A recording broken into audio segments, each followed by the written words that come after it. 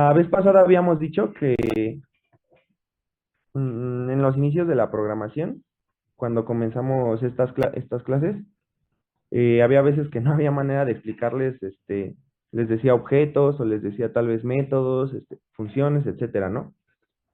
Eso es porque, o sea, la programación orientada a objetos está desde el inicio, ¿no? O sea, es lo más básico en el sentido de cómo se comporta el lenguaje de programación, ¿no? O sea, es avanzado en lo que nosotros vemos, pero todo el lenguaje de programación está conformado por objetos.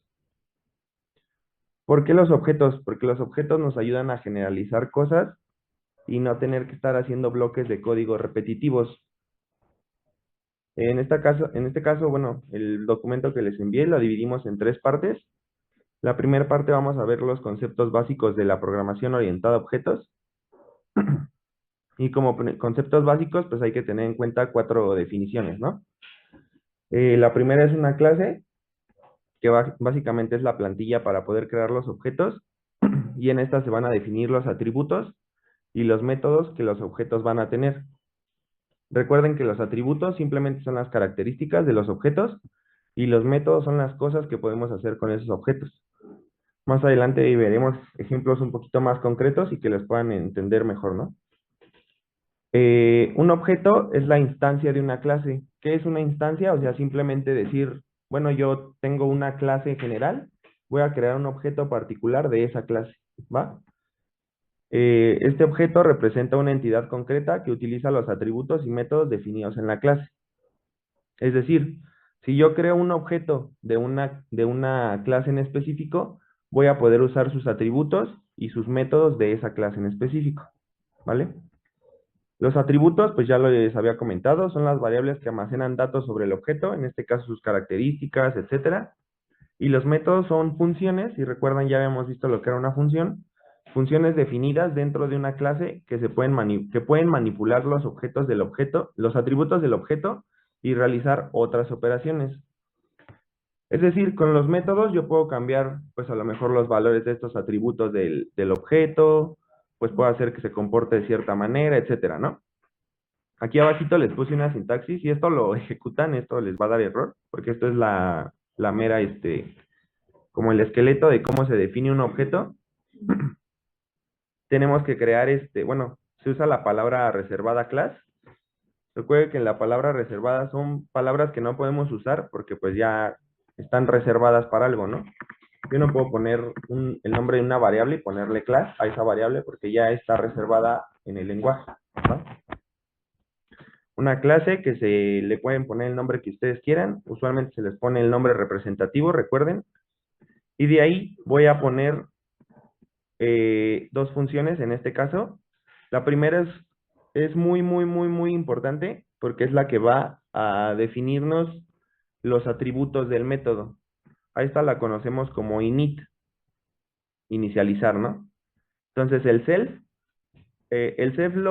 lo usamos cuando queremos referirnos a ese objeto en particular.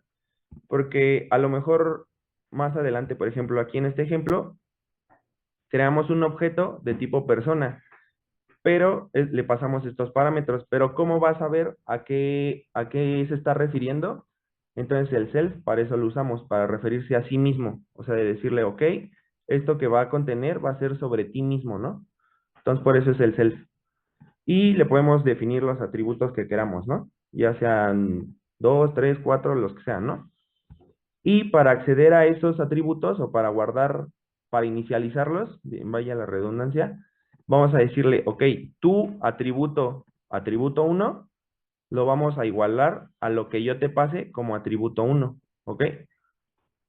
Esto a lo mejor suena un poco confuso, pero van a ver que conforme vayamos avanzando, o sea, es simplemente seguir la secuencia, ¿no? O sea, es importante que sepan de dónde viene, pero si se dan cuenta, por ejemplo, veamos el ejemplo, bueno, y se crea otra función que pues va a ser el método, ¿no? O sea, pueden ser varios métodos, los que ustedes quieran, pero en este caso pues ponemos el método y sobre qué va a referir ese método, ¿no? En qué es lo que va a afectar ese método, sobre sí mismo, ¿va? Y ya después creamos el objeto. Simplemente ponemos el nombre de una variable, como lo hemos estado haciendo, el signo de, bueno, el símbolo de asignación, que en este caso es el igual, y el nombre de la clase, ¿no? Que si se dan cuenta es el mismo que este, el nombre de la clase, y le tenemos que pasar los valores con el que lo estamos inicializando, ¿va? En nuestra función para inicializar, ¿ok? En este ejemplo, espero que quede un poco más claro. Primero definimos la clase persona, ¿no? Es lo que les decía, o sea, usualmente hacemos estos objetos porque pues, o sea, yo tengo un nombre, Angie tiene otro nombre, Jacqueline tiene otro nombre, Heidi tiene otro nombre, etcétera. Entonces no es práctico estar creando bloques de código para cada persona. Entonces por eso creamos una clase que sea de tipo persona y creamos su inicializador. ¿Qué le decimos? Ok, de ti mismo te voy a pasar el nombre y la edad, ¿va? Y entonces ese nombre que yo te paso lo vas a guardar para ti mismo en tu campo nombre y esa edad que yo te paso lo vas a guardar en ti mismo en tu campo edad, ¿va? Entonces, si ven por ejemplo, aquí este otro, es lo mismo, lo mismo, lo mismo. O sea, en general el inicializador siempre es muy similar, ¿no? Y tiene esa característica de no ser tan complejo. En sentido de entenderlo tal vez es un poco complejo, pero al momento de programarlo pues no tiene gran ciencia, ¿no? Y por ejemplo yo le puse un método que se llame presentarse y a que diga, hola, mi nombre es tal y tengo tantos años, ¿no? Entonces yo puedo crear aquí una persona, le puse persona uno de tipo persona y le paso sus atributos que me pide el nombre y su edad. Y ya con esa persona que yo creé, ese objeto de tipo persona uno que yo creé, puedo agarrar y puedo llamar a su método con el punto, ¿va? Con el punto accedo a sus métodos. Yo puedo agarrar y puedo crear otra persona de tipo persona y le puedo poner a lo mejor ya él y le pongo que tengo 25 años.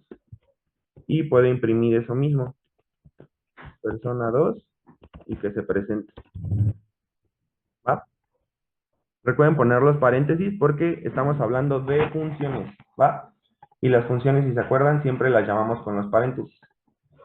Entonces, si se dan cuenta, o sea, yo tengo aquí dos personas y no tuve que, o sea, aquí el ejemplo es corto, ¿no?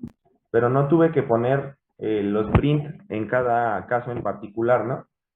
Entonces, si yo agarro y lo ejecuto, me aparece Juan y ya él, ¿va?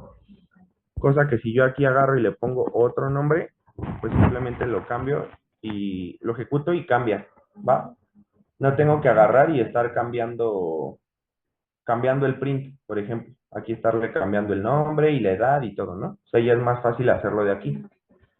Para eso es que nos sirven los objetos en general, ¿no? Y en particular, ¿va?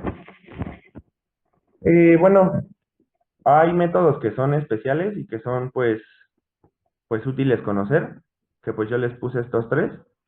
El init, que era el que les decía, que es el constructor de la clase, y se llama automáticamente cuando se crea un objeto. Tenemos que llamarlo para poderle decir al objeto qué es lo que va a corresponder de cada cosa, o sea, de lo que le vamos a pasar, ¿vale? Y este otro método que es el str, que va a definir cómo se representa el objeto como una cadena. Y el RPR, que es un método que define una representación de cadena más detallada del objeto. Eh, Aquí abajo les puse el ejemplo del string, bueno, del str. Por ejemplo, creamos un producto que va a tener nombre y precio y el método string, que pues tal cual, o sea, nos va a devolver una cadena y ya no es necesario bueno, aquí sí metemos el print, ¿no? Pero en sí esto es un print, ¿no? O sea, le estoy devolviendo una cadena y le estoy diciendo, ok, esta cadena cuando mande a llamar al objeto, solito me va a acceder y me va a imprimir esa cadena. Si se dan cuenta, yo no puse el método, o sea, yo no agarré y le puse producto 1 punto guión bajo str, ¿no? O sea, no, simplemente imprimí al, al objeto y por sí solo reconocí y me dijo, ah, ok, o sea, lo que quieres que te pase es esta cadena, ¿no? Entonces ya no es necesario estar poniendo el método, por así decirlo. O sea, digamos que es un método por default para imprimir esta cadena que yo le marco. ¿va? No tiene gran diferencia, si se dan cuenta, o sea, aquí no se llama de esta manera, y las dos me imprimen una cadena, con la pequeña diferencia que al momento de imprimir, yo no tengo que estar llamando al método, simplemente llamo al objeto y ya reconoce que es para que imprima la cadena, ¿no? Que ya le estoy indicando, ¿va? Y bueno, un ejercicio que yo tenía pensado era crear pues simplemente un coche. eh, Hay muchos tipos de coches, muchas marcas, mucho de todo, pero pues al final del día es un coche, ¿no? E incluso esto se puede generalizar más, ¿no? ¿Cómo se puede generalizar más? Pues a lo mejor como transporte terrestre, ¿no? Y ya no solamente es un coche, ya es una moto, ya es una bici, ya son más, ¿no?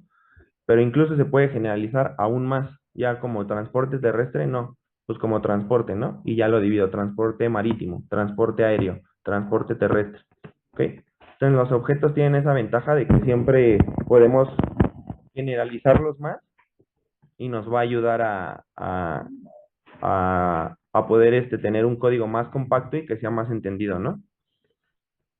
Bueno, era crear una clase coche con los atributos marca, modelo y año, bueno, hacer un método que muestre la información del coche en un formato legible y luego crear dos objetos de esa clase y mostrar la información, ¿no? Lo mismo, creamos la clase coche, su método inicializador. Asimismo, le pasamos la marca, el modelo y el año y simplemente es lo mismo. A ti mismo de tu campo marca te voy a pasar una marca, a ti mismo de tu campo modelo te paso un modelo y a ti mismo de tu campo año te voy a pasar un año y ya, ¿no? Y un método para mostrar la información, ¿no? Que nada más es una vil impresión, ¿no? ¿Qué pasa si yo hubiera puesto el guión bajo str guión bajo, ¿no? O sea, aquí ya no es necesario poner esto, ¿va? Me los imprimió y no tuve que poner el llamar al método, ¿va? Es para lo que sirve esa función, ¿va? Pero en sí, pues lo dejé así. Un método bueno, una función que se llama mostrar info o un método y ya simplemente creé los objetos, ¿no? Un objeto que le puse coche uno, un objeto coche 2 y llamé a la instancia, ¿no? De tipo coche y le pasé los valores, ¿no? Esto a lo mejor pues parece ser no tan práctico, pero imaginen que ustedes tienen una aplicación donde le piden por ejemplo, la agenda, ¿no? Yo hago una interfaz gráfica y pongo campos para que la persona lo llene. Entonces, esos campos, lo que contienen, yo puedo hacer que le pase tal cual aquí, ¿no? A los objetos, ¿no? O sea, ya no lo tengo que estar yo escribiendo desde código, sino ya desde una interfaz donde un usuario lo escribe y por dentro, bueno, internamente, hace todo esto que nosotros hacemos con el código, ¿no? O sea, lo podemos hacer muy general, ¿no? Bueno, eso sería la parte por los conceptos básicos de la programación orientada a objetos. No sé si les haya quedado alguna duda. Obviamente hay muchísimo más información de la programación orientada a objetos. O sea, hay artículos extensísimos sobre la programación orientada a objetos. Tan solo, o sea, Wikipedia, que siempre es algo teórico, o sea, mete muchísimo, muchísimo, se extiende un montón. En la mayoría de lenguajes existe, porque, o sea, es algo súper, súper necesario. Y dependiendo mucho cómo lo hagan, no en todos lados es lo mismo. O sea, aquí no se queden con que, por ejemplo, siempre tiene que estar el inicializador, ¿no? O siempre tiene que estar con algo o así, ¿no? Hay veces que podemos crearme, a lo mejor habrá un lenguaje donde pueda crear un objeto y que no le pase nada, o sea, que no le pase nada en el sentido de la información, ¿no? Etcétera, ¿no? O sea, puede que sea muy variable en ese sentido, ¿no? Entonces, pues básicamente es eso. Y otra cosa de lo que se compone la programación orientada a objetos es de la herencia y el polimorfismo. Eh, Como su nombre lo indica, ya se pueden dar una idea de qué se trata cada uno. La herencia, pues simplemente va a heredar, obviamente. O sea, permite que una clase herede atributos y métodos de otra clase. En este caso le podemos llamar padre e hijo, o por ejemplo aquí yo les puse superclase y subclase, etcétera, ¿no? Entonces supongamos que yo tengo un objeto, bueno, una clase de tipo, bueno, llamada superclase, y tiene su método. Y tengo una clase que se llama subclase que hereda de superclase, ¿ok? O sea, la superclase va a poder hacer uso de los atributos y de los métodos que tenga la superclase, ¿vale? Como por ejemplo aquí, yo tengo una clase que se llama animal y le voy a pasar su nombre, ¿no? En este caso nada más le paso su nombre y le puse un método que se llame hablar. Y creo otras clases, ¿no? Bueno, otra clase de tipo perro, porque pues no, un perro no es lo mismo que un gato, que un elefante, que una tortuga, etcétera, ¿no? Entonces creo una clase que se llame perro, que herede de animal, de la superclase, ¿va? Y puedo simplemente poner, bueno, defino el método que va a ser hablar, y cuando el perro, o sea, cuando yo hable de un perro, va a ser wow, ¿no? Y cuando hable de un gato, va a ser miau. A lo mejor pueden decir, pues que este método es lo mismo que esto. En efecto, es lo mismo, pero ¿qué sucede si yo agarro y creo la instancia de otro animal que, por ejemplo, aquí, que se llame tortuguín, que es una tortuga, ¿no? Cuando yo ejecute esto, como sabe que este perro es del tipo perro, pues me va a imprimir el wow. Este gato es de tipo gato, me va a imprimir el miau. Pero esta tortuga, como es del general, que es del animal, si se dan cuenta aquí, este método dice, no, pues este animal no hace sonidos. Y aquí es lo que me va a imprimir, ¿no? Para la tortuga.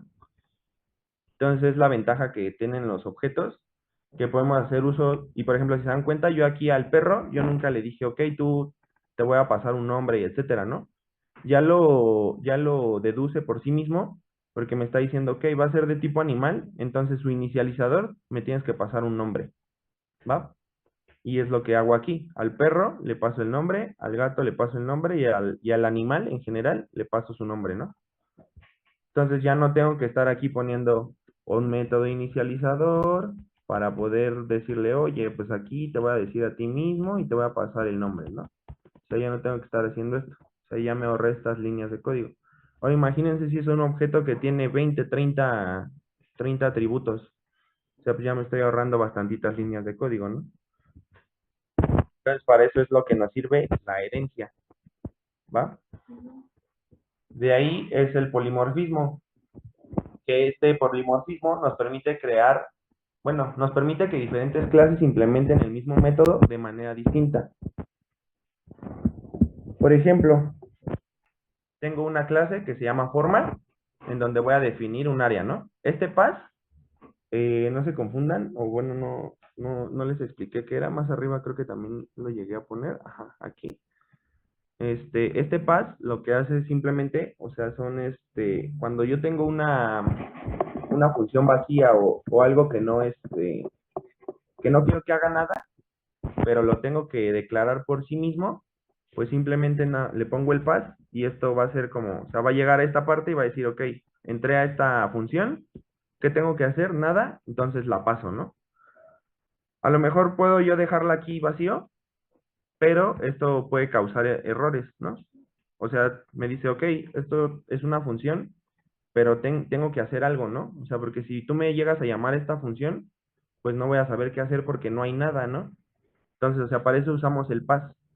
Cuando queremos declarar algo que sabemos que lo vamos a usar, pero no le vamos a meter nada, ¿no? O sea, como veremos en este ejemplo. O sea, creo la forma y voy a sacar una función que me dé su área, ¿no?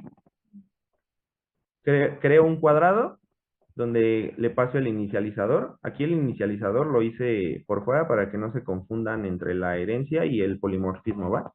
Pero en teoría lo puedo meter aquí, siempre y cuando, por ejemplo, sea un cuadrado, sea un rectángulo, sea un triángulo, porque pues tienen lados.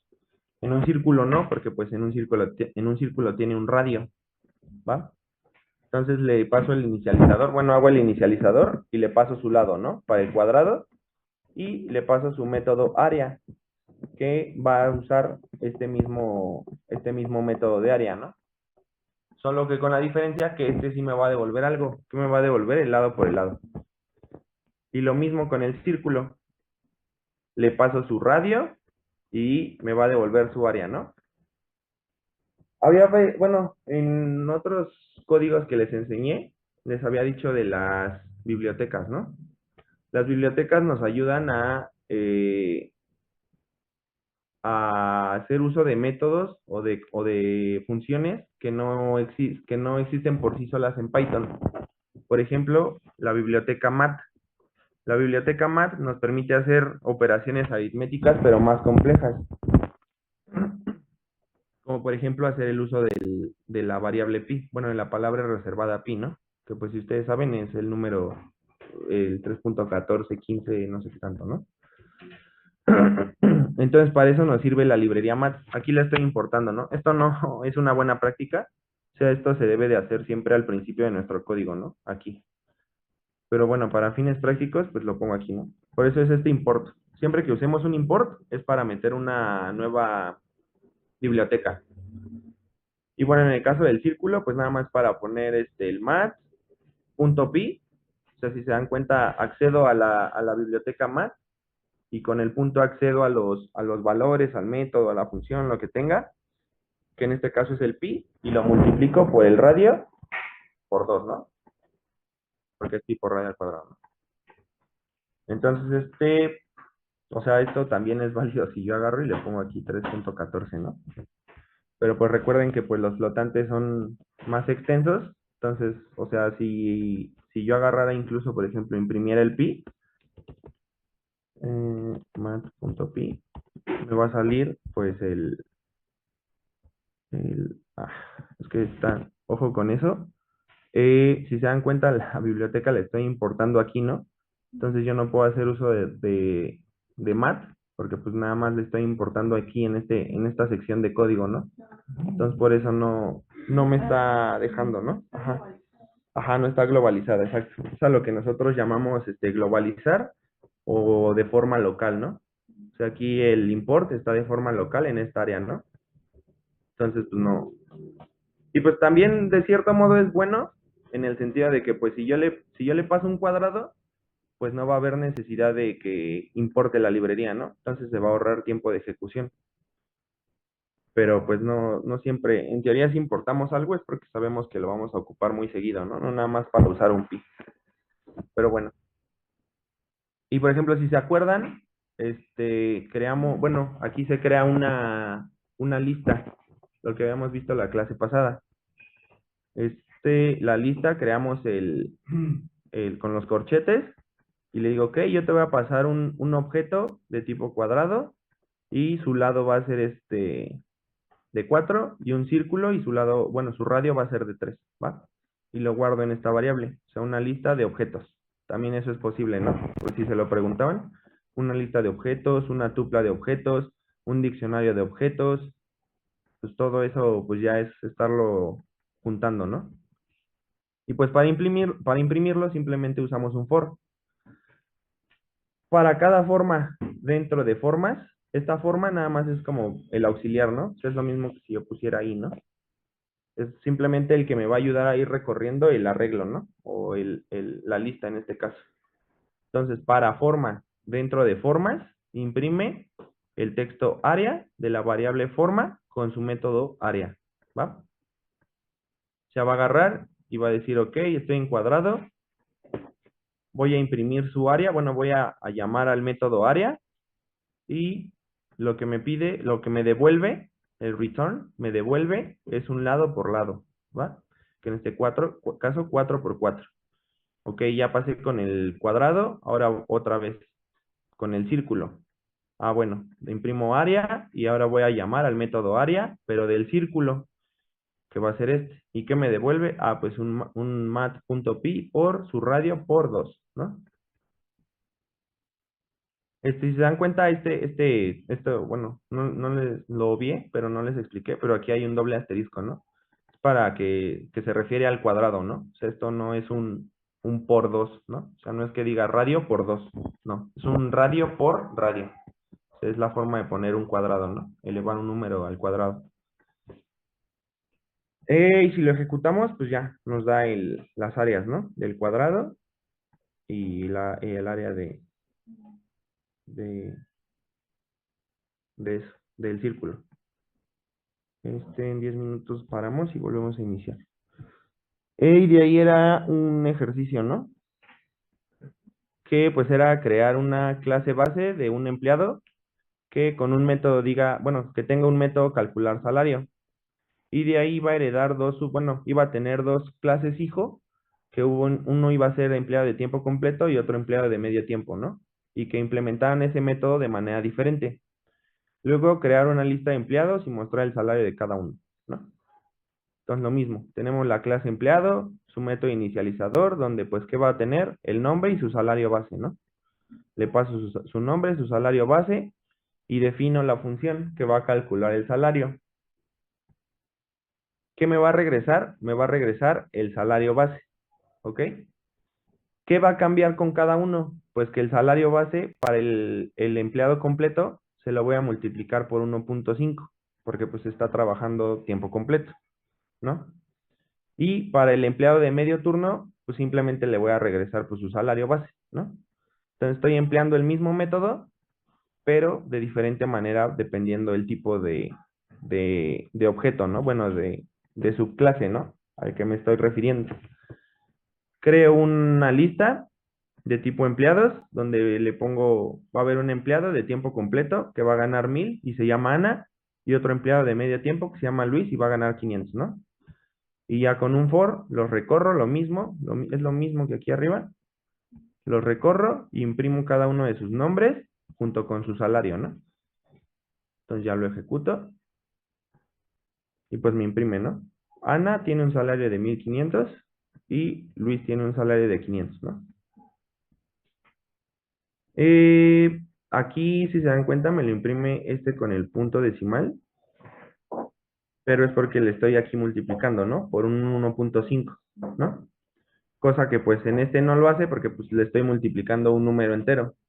Si recuerdan, Python por sí solo es capaz de decir, ok, tú me pasas algo y yo lo puedo identificar si es una cadena, si es un entero, un booleano, etcétera, ¿no? No hay necesidad de aclararle, de decirle, esto que te estoy pasando es un entero, ¿no? O sea, Python por sí solo lo reconoce. Entonces nosotros al decirle que lo multiplique por 1.5, pues él dice, ah, pues entonces lo que tú quieres que te devuelva es pues un número flotante, ¿no? Que en este caso por eso lo devuelve con punto decimal, ¿no? Habría que ver si se puede castear, o sea, decirle aquí un int y cerrarlo aquí, ¿no? Que dices, a lo mejor yo no quiero que me muestre el punto decimal, ¿no? Y vean, se puede, ¿no? O sea, se castea, dice, yo no quiero que me mandes flotantes, yo quiero que me mandes enteros, y pues ya me elimina aquí el punto decimal, ¿no? Entonces, si se dan cuenta, o sea, todo esto es progresivo, o sea, lo que hemos estado usando desde el principio, que se veía muy básico, pues nos puede ayudar a usarlo para adaptar el programa como nosotros queramos, ¿no? Lo voy a dejar así con el int para que lo tengan por si quieren.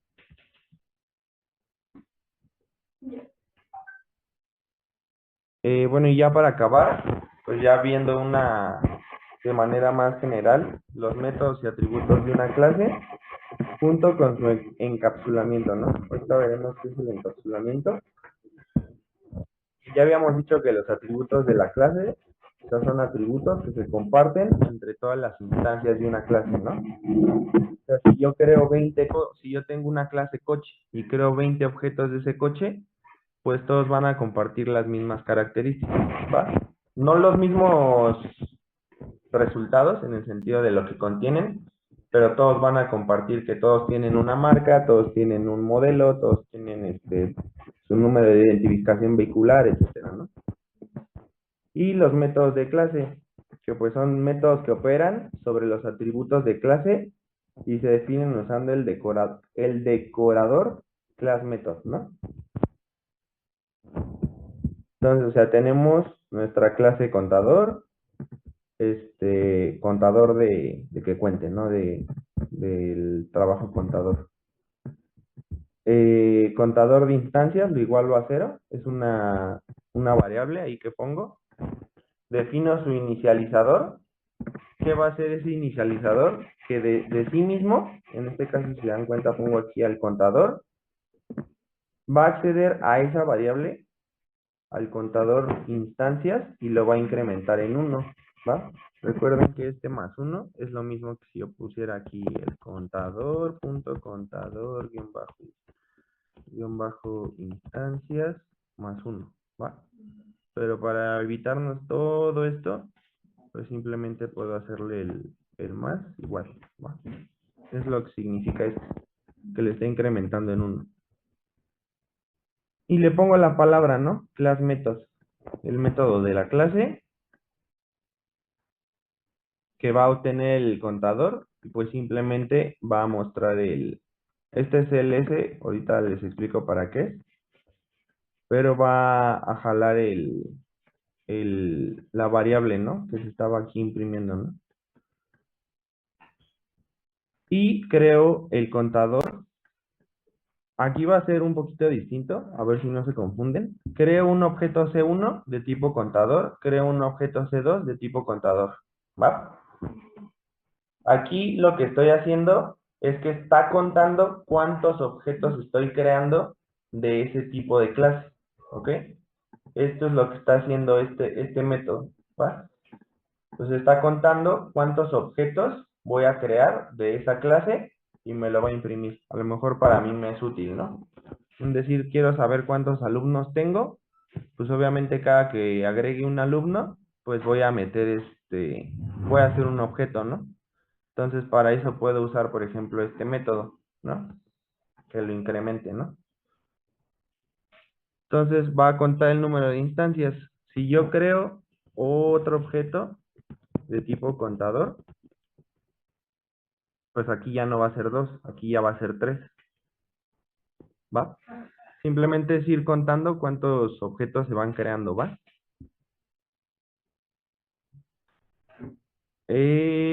Y para el encapsulamiento, hay veces que no queremos que cierta información se acceda en cualquier parte de la aplicación, ¿no? Aplicación por entender el código, ¿no? O sea, no es correcto que supongamos una aplicación de un banco, ¿no? O sea, su dinero de su banco no se anda compartiendo con toda la aplicación, ¿no? Se comparte con ciertas funciones en específico, con ciertas pantallas en específico, o sea, no se comparte con todo, ¿no? Precisamente porque pues es algo privado, digámoslo así, ¿no?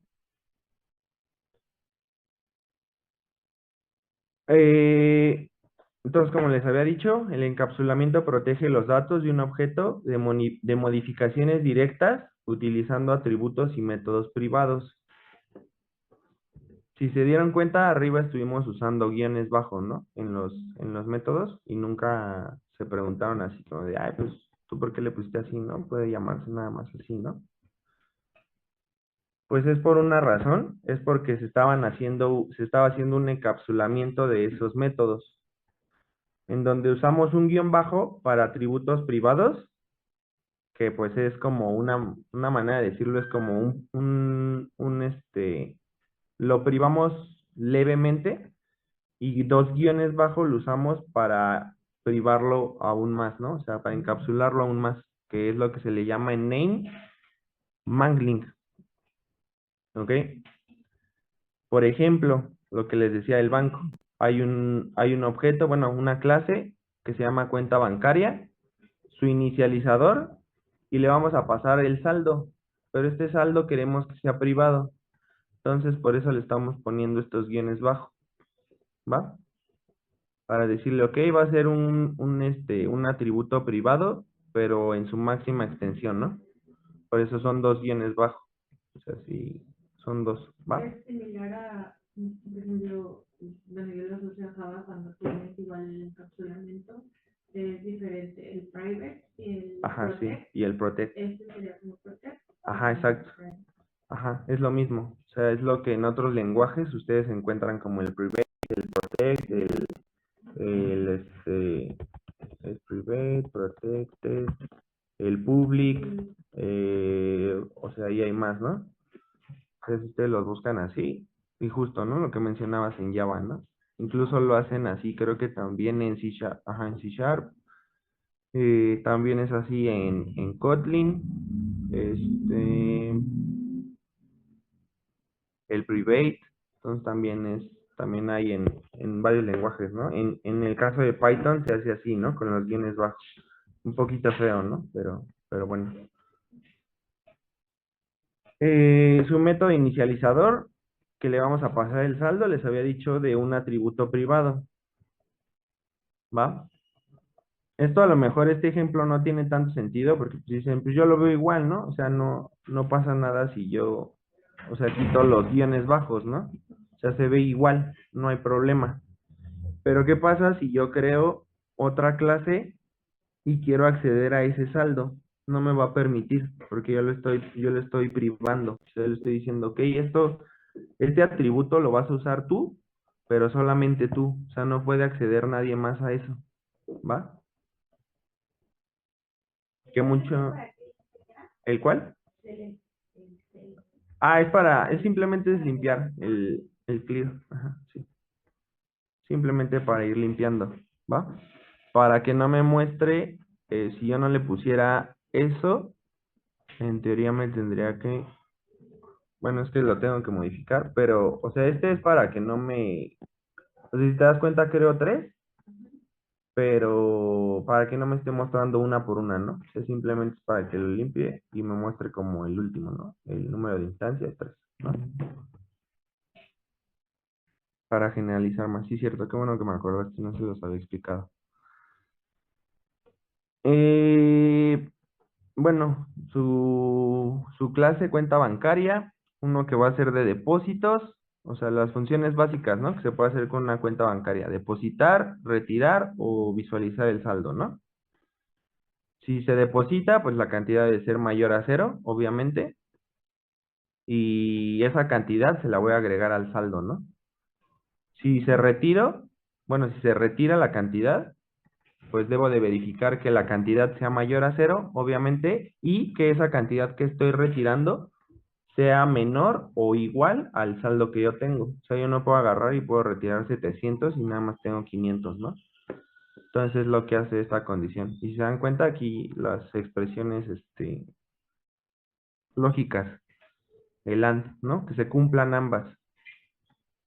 Y si se cumplen ambas, pues entonces a ese saldo le voy a restar lo que le estoy retirando, ¿va? Y pues para mostrar el saldo, pues simplemente una impresión de pantalla, ¿no? De cuánto es el saldo. Entonces creo un objeto de tipo cuenta bancaria con su saldo inicial de 1000 pesos, ¿va? Le voy a depositar 500, entonces ya tengo 1500, después voy a hacer un retiro de 200 y voy a mostrar el saldo, ¿no? Y ya tengo los 1300. Yo aquí puedo poner print cuenta.mostrar saldo para que vean que sí le está haciendo la adición. Ya tengo la cuenta de 1000, lo imprimo.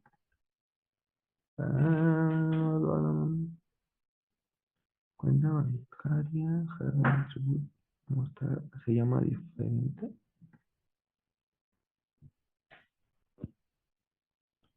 A ver, ayúdenme a ver qué es lo. Ah, ok. Le puse mostrar y era mostrar. ¿Va? Entonces para que vean, creo una cuenta con 1000 pesos, me da los 1000, le deposito 500, ahora tengo 1500, le retiro 200 y ahora tengo 1300. ¿Va? O sea, ahí parece pues básico, pero pues literal así es como funcionan las aplicaciones, ¿no? Obviamente con otras, o sea, no lo consulta con la aplicación, ¿no? O sea, su dinero no está guardado en la aplicación, está guardado en un servidor, ¿no? Entonces va, busca en el servidor, checa que sí exista todo y, y hace esto. Pero pues es la esencia de lo que hace esta aplicación. Y pues ya como, bueno, como ejercicio de esta parte, era lo mismo, crear una clase de un banco con un atributo que, bueno, en este caso vamos a contar cuántos depósitos se hacen, almacena toda la suma de todos los depósitos realizados en todas las instancias, ¿ok?